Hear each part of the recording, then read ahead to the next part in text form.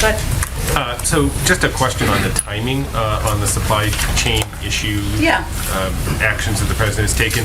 It was clear in March of 2020 when COVID hit that the supply chains across the world had been disrupted.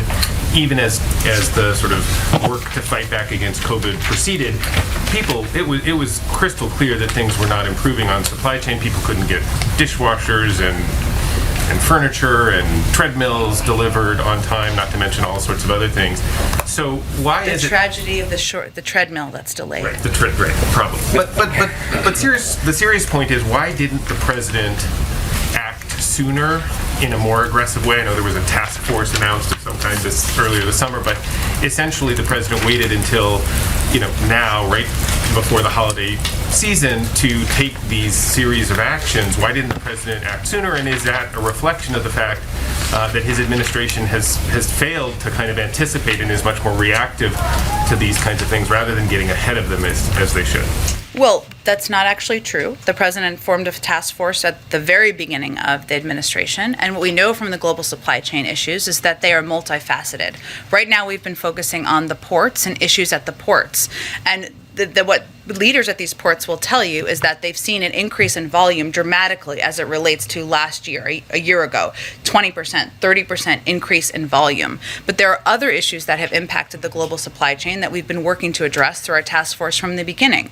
One of them is the fact that manufacturing sites around the world have been shut down because of COVID. We've been working to be the largest supplier of COVID vaccines to countries around the world for a range of reasons. It's morally right, but also to help address those global supply chain issues and the impact that manufacturing and the slowdown in manufacturing can have on the global supply chain. Another issue that people will tell you, and you've done some reporting on, many of you, is the shortage of drivers that we have seen, and there's been some reporting on it recently, but this has been an issue throughout the course of the year. The DMV, has expedited their approval of commercial driver's licenses. In 2021, an average of 50,000 commercial driver's licenses and learning permits have been issued each month, 60% higher than 2021 numbers.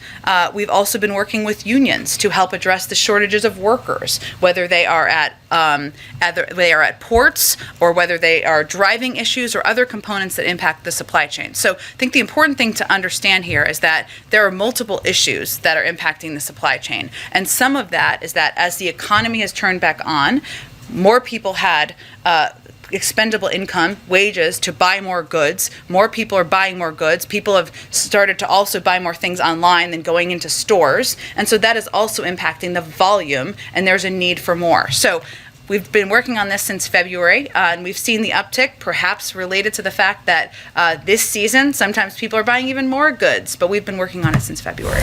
Jen, I have a follow-up on that. I'll come back to you, Emerald.